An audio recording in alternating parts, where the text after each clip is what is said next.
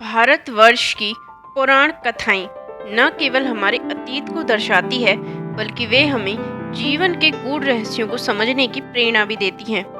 ऐसे ही एक अद्भुत कथा है चक्रवर्ती सम्राट ययाति की, जिनकी कथा हमें काम, भोग और मोक्ष के रहस्यों को समझने का अवसर देती हैं।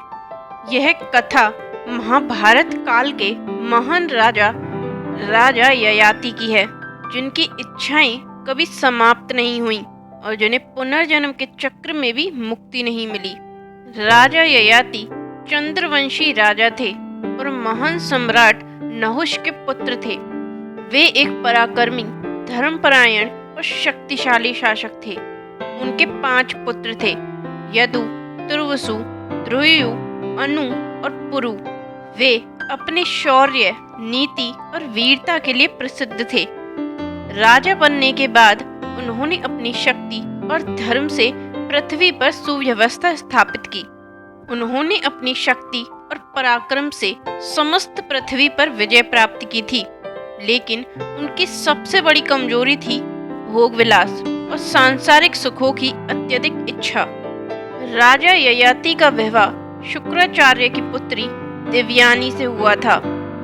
देवयानी जितनी रूपवान थी, उतनी ही तेजस्वी भी थी।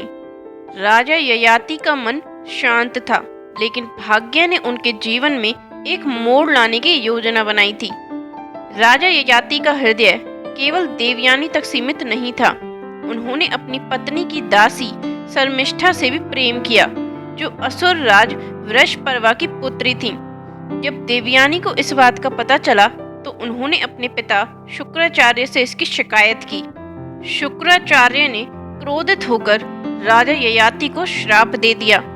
हे ययाति, तुमने काम और भोग की लालसा में धर्म का उल्लंघन किया है, अतः तुम वृद्ध हो जाओगे और भोग से वंचित रहोगे। यानी शुक्राचार्य ने ययाति को वृद्धावस्था का शाप दे दिया। यह श्राप राजा ययाति के लिए असहनीय था। राजा ययाति इस श्राप से अत्यंत दुखी हो गए और शुक्राचार्य से क्षमा मांगने लगे। उन्होंने शुक्राचार्य से विनती की कि वे इस शाप को वापस लें, लेकिन ऐसा संभव नहीं था। फिर उन्हें एक उपाय सुझाया गया। शुक्राचार्य ने कहा कि यदि कोई युवा पुरुष अपनी युवावस्था तुम्हें दान कर दे, तो तुम पुनः युवा हो सकते हो। राजा ययाति के 5 पुत्र थे, यदु, तुर्वसु, ध्रुयु, अनु और पुरु। उन्होंने एक एक करके अपने पुत्रों से अपनी वृद्धावस्था लेने का आग्रह किया। चारों पुत्रों ने इस प्रस्ताव को अस्वीकार कर दिया, लेकिन सबसे छोटे पुत्र पुरु ने अपने पिता की इच्छा को स्वीकार कर लिया। ययाति पुनः युवा हो गए और उन्होंने हजारों वर्षों तक भोग विलास का जीवन व्यतीत किया। उन्होंने हर प्रकार के सुख को भोगा, लेकिन अंत में उन्हें समझ में आया कि इच्छाओं को भोगने से वे कभी समाप्त नहीं होती, बल्कि और अधिक बढ़ती जाती हैं। राजा ययाति को अतंत्य यह बोध हुआ कि कामनाओं का अंत कभी भी इंद्रियों की संतुष्टि से नहीं होता, बल्कि त्याग से होता है। उन्होंने अपनी युवावस्था पुनः अपने पुत्र पुरु को लौटा दी और वन में तपस्या करने चले गए। उन्होंने अपना जीवन ध्यान और आत्मज्ञान में समर्पित कर दिया। अतंत्य वे परम धाम को प्राप्त हुए और मोक्ष को प्राप्त कर लिया। पुराणों के अनुसार ययाति को मोक्ष नहीं मिला और वे पुनर्जन्म के चक्र में बंध गए। विभिन्न ग्रंथों में उनके पुनर्जन्म के बारे में अलग अलग कथाएं मिलती हैं। राजा ययाति के मोक्ष प्राप्त करने के बाद भी उनकी आत्मा पुनर्जन्म को प्राप्त हुई। कहा जाता है कि उनके पूर्व जन्म के कर्मों के कारण वे पुनः एक राजा के रूप में जन्मे। उनके पुनर्जन्म की कथा कुछ इस प्रकार है कि कई वर्षों बाद राजा ययाति का जन्म एक अन्य चक्रवर्ती सम्राट के रूप में हुआ, लेकिन इस जन्म में भी उन्हें वैभव और भोग से संतोष नहीं हुआ। उन्हें पूर्व जन्म की घटनाओं की स्मृति बनी रही और वे बार बार अपने भीतर की शांति को खोजने का प्रयास करते रहे। अतंत्य जब उन्होंने अपने पिछले जन्म की गलतियों को समझा और भोग विलास से पूर्ण रूप से मुक्त होने का संकल्प लिया, तब उन्हें आत्मज्ञान प्राप्त हुआ और वे ब्रह्मलोक को प्राप्त हुए। एक अन्य कथा के अनुसार राजा ययाति ने अपने पूर्व जन्म के कर्मों का स्मरण किया और इस जन्म में पूर्ण वैराग्य धारण कर लिया। वे एक तपस्वी बन गए और कठोर तपस्या के माध्यम से आत्मज्ञान प्राप्त किया। अतंत्य वे इस जन्म में अपने समस्त बंधनों से मुक्त होकर मोक्ष को प्राप्त कर सके।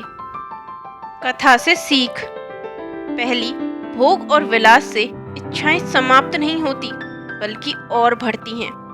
दूसरी, सच्चा सुख वैराग्य और संतोष में है। तीसरी, त्याग ही मोक्ष का मार्ग है।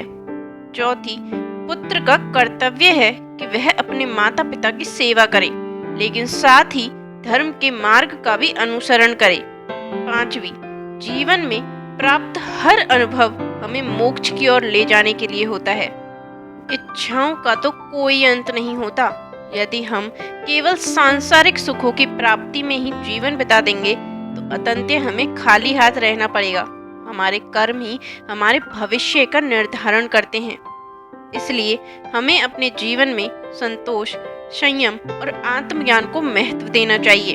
तभी हम इस जन्म और पुनर्जन्म के चक्र से मुक्त होकर मोक्ष प्राप्त कर सकते हैं।